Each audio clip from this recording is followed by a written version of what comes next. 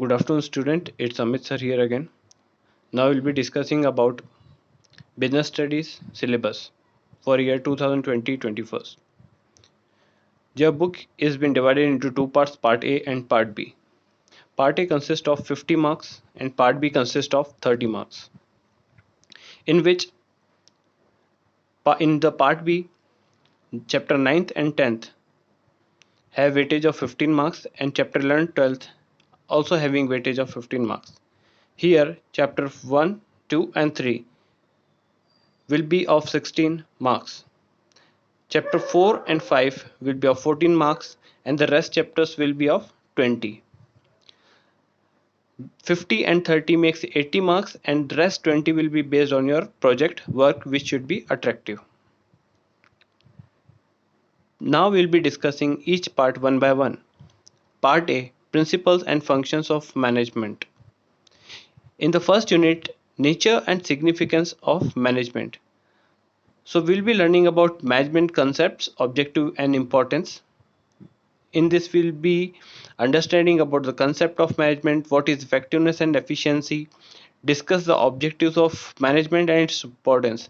Among these, effectiveness and efficiency is very important because it has been asked in the previous years in the CBSE board examinations in the case studies. Then you'll be learning about the nature of management in terms of science, arts and profession. Then you'll be learning about level of management, which will be top, middle and lower level management.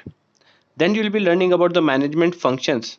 These are also called as the 5 pillars of management, which are planning, organizing, staffing, directing and controlling. The last is coordination, which is also called as the essence of the management. Coordination means all this goes hand in hand together, all the activities, then only the management can be successful. So we'll be studying about it. In unit 2, principle of management, we'll be learning about the principle given by the Taylor and Henry Fayol. The principle given by the Henry Fayol are also called as the general principles, and the Taylor's principles are called as scientific principles. Fayol is also called as the father of management. Now unit 3rd consists of business environment. Here you will be learning about the internal and external factors which affects the business, like economic, social, technological, political and legal. In economic, we will be learning about fiscal policy and monetary policies, taxes, in terms of technology, how it affects the business. Political means politics, like government getting change, and legal in terms of some laws which are being made which affects the business. In unit 4, planning, we will be learning about planning concept, importance and limitations, and planning process. From this planning chapter, types of plans have been deleted. Now unit 5, organizing. Organizing concept and importance we are going to discuss, that how the business is organized by the entrepreneurs. Then organizing process we are going to understand. Then what is the structure of the organization, that is functional and division, which is very important again, as well as here the steps of the organization process is also very important. Delegation concept and decentralization concept we are going to understand. Delegation means giving the authority to some other, passing on the authority to some other person, and decentralization means not holding power at one place but distributing it at different level of managements. After this we'll be learning about staffing. In staffing we are going to see the concept and importance, the staffing process, like how the people are being taken in the company by the way of test, interviews, medical checkups and all, and the recruitment process we are going to see, and then selection process. Recruitment is a positive process while selection is a negative process. We'll be discussing it when we'll be starting our chapters. After that we'll be learning about training and development concept, importance, method of training, on the job, off the job, vestibule training, apprenticeship training and internship training.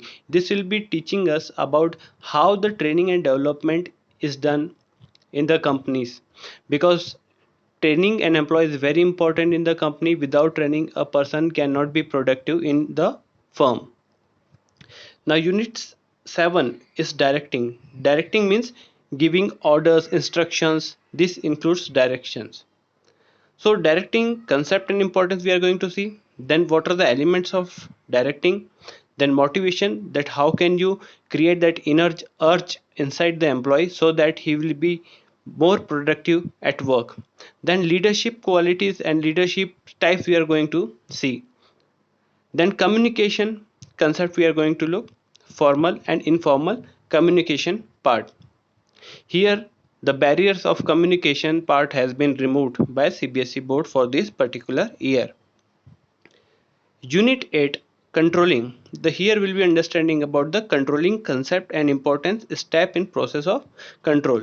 So controlling is the last function of management, and it is very important because even if you are doing a very good planning, it has to be controlled in a very proper way, otherwise the management will fall down.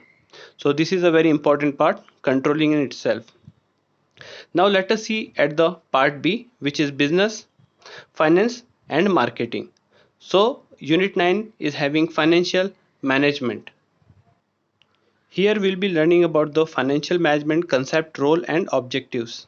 Now finance is what? Finance is been arranging the funds, and actually we can, in other words we can say that how are we going to use and or manage the fund inside the company. So for that we'll be understanding about the financial management concept, role and objectives. Then we'll be learning about the financial decision like investing decisions, financing decision and dividend decisions.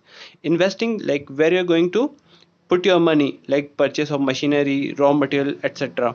And financing means how you're going to arrange the finance, from where, through bank loans, share, stock, bonds, debenture, which you already learned in 11th class. And the last is dividend. What is dividend? Dividend is the amount which is paid to the shareholders. So how are you going to distribute the money? We cannot go give too much money to the shareholders because we need to run our company as well. So we'll be learning how to manage all those things. Then financial planning, like arranging the funds. So how do you know that how much money do we require, or how much fund do we require in our company? So we'll be learning about the financial planning, how much will be the requirement, because we don't want our company to be overfunded or underfunded. Then we'll be learning about the capital structure. Capital structure tells us that how the equity and debt has been used in the company, because we will be issuing different types of security like share, debentures. So in what condition, what type of security we should come out with, it will be telling us, because when the capital structure is disturbed, lot of problem will be there. So we'll be studying about the capital structure. Then fixed and working capital. Fixed capital is that capital which is invested in form of machinery. Once we are investing in the machinery, then we'll take the benefit for the upcoming years. And working capital is day-to-day requirement of businesses. There we need cash for it, so liquidity has to be maintained in the business. So that is something called as working capital. So we'll be learning about it. Then unit 10 will be about financial markets. Sometimes it is also be referred to as stock market, but stock market is also just a part of financial market.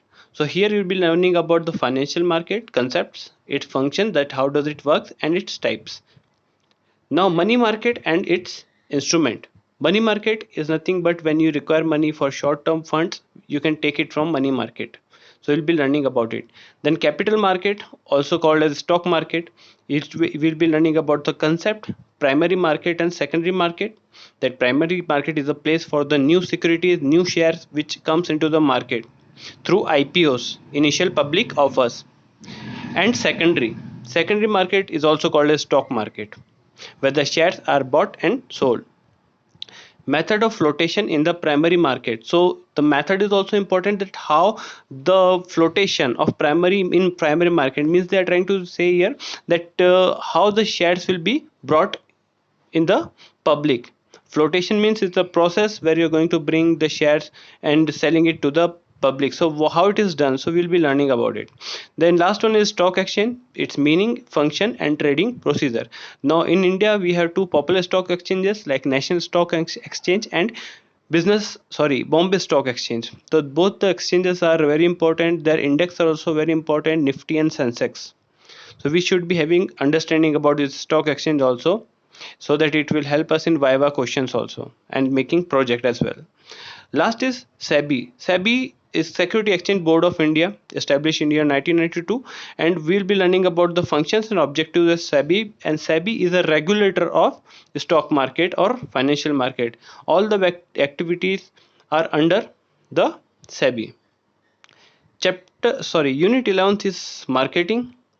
Marketing concept, functions, and philosophies, product, price, standard. So marketing management is just a kind of thing where we'll be learning about 4 P's: product, price, place, and promotion. Here in marketing mix, you'll be learning about the concepts and elements. So marketing is mix is your 4 P's: product, price, place, and promotion. You will be learning about this. Then there'll be product mix. So product mix or product here written is just product, but product mix consists of all the decisions related to the product like branding, labeling, packaging, and other concepts. Now it will be price concept, factor determining the prices. So if you're making the product, you will have to decide about the price for the retailer, wholesaler, consumer, what will be that. So we'll be learning about the price decision. Now physical distribution is about place, like how we are going to sell your product and at which place you are going to sell your product. So that will be the physical distribution. It also refers to as the supply chain management sometimes, which involves the logistic services of the companies. Last is promotion. Promotion through advertisement, personal selling, sales promotion, and public relation. Promotion means how you're going to sell your product in the market. What efforts will you make so that it gets sell itself in the market. So there will be advertising, personal selling, and sales promotion.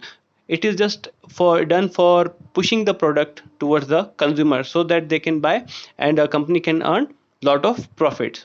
Also this is also called as promotion activities. Many time on the roads you must have seen some people standing and doing the promotion of their products such as bikes, sim cards, etc. The last one is unit 12, consumer protection. So Consumer Protection Act 1986, it has been made for saving the rights of the consumers. So here we'll be learning about the rights and duties of the consumer and about the redressal machinery and remedies available. So we'll be learning about the 3-tier system of consumer protections at state level, national level, district level. Some 3-tier system has been made in order to protect the consumer from frauds done by the companies. So we will be learning about it and what are the remedies. So this will be our part, and project work will be discussing at a later stage. As of now, this is it. Thank you.